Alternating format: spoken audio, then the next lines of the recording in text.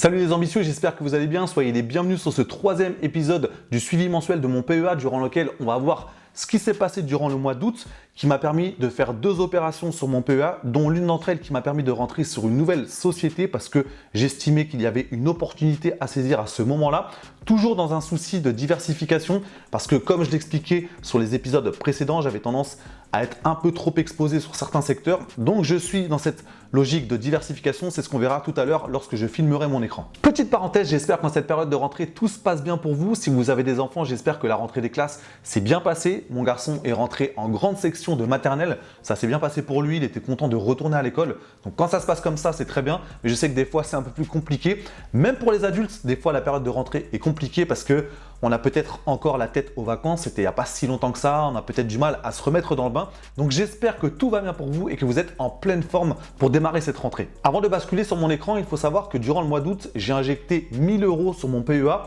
Et si vous regardez mes épisodes concernant le budget personnel, vous allez peut-être vous dire mais d'où il sort ces 1000 € parce que si on reprend le dernier épisode que j'ai mis en ligne, j'ai à peine 200 € de marge entre mes recettes et mes dépenses en ce qui concerne mon budget personnel.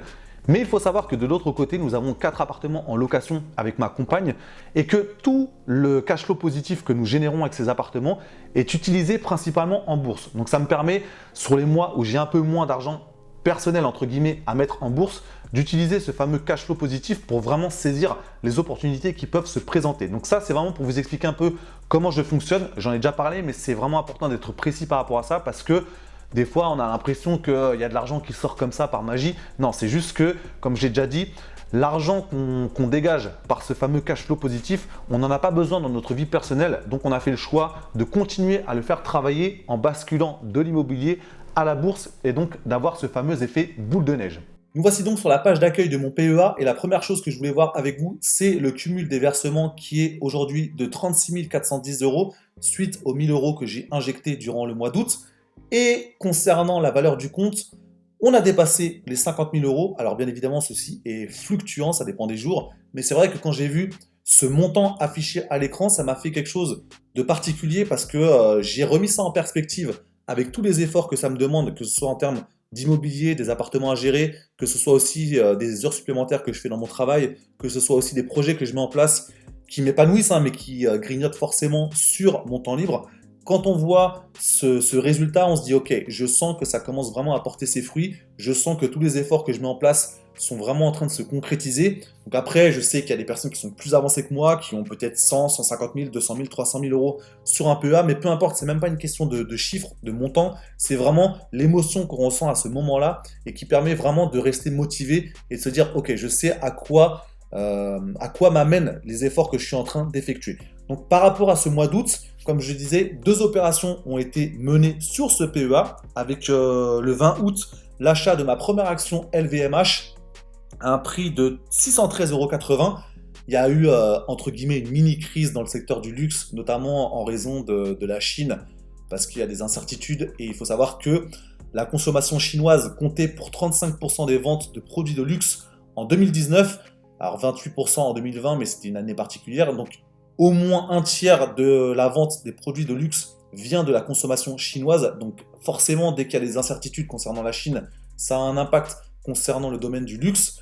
Mais de mon côté, j'estimais que c'était une très bonne occasion de rentrer sur cette action. Donc c'est la première fois que j'achète cette action LVMH, donc première action. Donc c'est ce qu'on voit ici. Donc je rappelle un prix d'entrée de 613,80 €. Et la deuxième opération que j'ai effectuée le même jour, c'est toujours concernant cet ETF Lyxor S&P 500, donc là j'ai acheté 12 unités de cet ETF, ce qui m'amène à une quantité de 42. Donc là je les ai achetés à un prix d'entrée de 31,22 €, donc ce qui fait que là au niveau du prix d'entrée moyen on est à 30,61 €. Donc après, une chose sans rentrer dans le détail qui aussi me satisfait, c'est que je vois toute cette colonne en vert.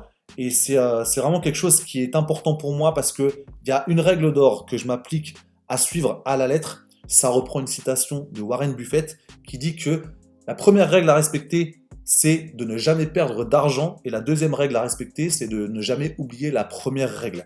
Et ça, c'est quelque chose qui m'a vraiment marqué parce que c'est vrai que à partir du moment où on accepte, même inconsciemment, de perdre un peu d'argent sur telle ou telle action, ça envoie un signal assez négatif à son cerveau parce que c'est comme si finalement on créait un précédent et on s'habituait à avoir cette possibilité de perdre de l'argent. Donc ça, c'est quelque chose que je m'applique à suivre à la lettre. Dites-moi dans les commentaires si vous connaissiez cette citation, si c'est quelque chose aussi que vous vous appliquez à suivre pour qu'on confronte, encore une fois, nos points de vue par rapport à nos stratégies de fonctionnement. Concernant les autres lignes, pas de changement, je n'ai pas racheté d'actions. Je n'ai pas racheté d'actions totales. Je reste à 1001 actions. Je n'y touche plus. Je suis vraiment dans cette logique de diversification. Même si, voilà, j'en ai déjà parlé. C'est une société que je suivais depuis longtemps, dans laquelle j'ai confiance. Et je suis rentré assez massivement durant l'année 2020. Donc là, je suis assez tranquille par rapport à ça. J'essaie vraiment de faire grossir cette ligne concernant l'ETF S&P 500 de l'Ixor parce que c'est un ETF dans lequel j'ai vraiment pleine confiance. Donc dès que j'ai de l'argent que je peux mettre sur mon PEA, j'essaie d'utiliser une partie pour faire grossir cette ligne. Mais voilà, pour le reste, pas de changement, à part cette nouveauté de l'achat de la première action de la société LVMH. Concernant la performance, c'est toujours intéressant de regarder un petit peu ce qui se passe. Donc là, on a un historique depuis le 1er janvier 2021, donc annuel à ce jour. Donc là, on voit un rendement de 17,21%. Là, on peut comparer à un indice, on va mettre le CAC 40. On voit un petit peu la courbe d'évolution par rapport à cet indice de référence. Donc là, on a le CAC 40 qui est en noir et moi, je suis ici sur un graphique avec des lignes vertes. On peut aussi s'amuser à prendre le S&P 500 ici. Donc là, on voit aussi la comparaison avec un indice de référence. Voilà, c'est vraiment, comme je le disais, un outil que j'aime bien. En fait, j'aime bien cette plateforme. Je trouve que c'est assez intuitif et ça me permet de comparer un petit peu mes performances au fur et à mesure des mois et des années. Nous voici maintenant arrivés à la fin de cette vidéo. Dites-moi dans les commentaires si vous aviez eu vent de cette mini-crise dans le secteur du luxe au mois d'août, si vous en avez profité pour acheter certaines actions du secteur du luxe, si vous en avez profité pour renforcer vos positions, si vous aviez déjà acheté certaines actions auparavant. Donc dites-moi cela dans les commentaires. Si vous avez la moindre question sur mon PEA, sur la plateforme que j'utilise, sur les frais qui sont appliqués, n'hésitez pas à me le dire dans les commentaires. Je crois que j'ai déjà eu une question par rapport à ça, donc il faudrait que je réponde en détail, peut-être même dans une vidéo pour vraiment vous expliquer. Alors après, il y a plein d'autres plateformes. Je sais que moi, comme je l'ai déjà dit, c'est une plateforme qui me correspond bien pour l'instant. J'arrive à bien me repérer. Donc, en plus, je trouve que les frais ne sont pas exorbitants. Donc, si vous avez une question par rapport à ça, n'hésitez pas dans les commentaires.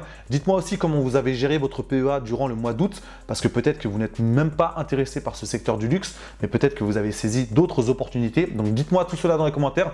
Je vous remercie pour votre attention. N'hésitez pas à mettre un pouce en l'air si cette vidéo vous a plu. Un grand merci pour tous vos pouces en l'air précédents. Merci, merci, merci. Je vous souhaite une excellente journée. Restez motivés sur cette période de rentrée. C'est vraiment aussi le moment de démarrer certains projets, d'arriver avec plein de nouvelles idées parce qu'on a laissé mûrir ça pendant la période estivale. Donc là, il faut arriver plein d'énergie pour vraiment attaquer du bon pied cette rentrée. Donc je vous souhaite bon courage, je vous souhaite le meilleur possible et on se retrouve très bientôt pour la prochaine vidéo.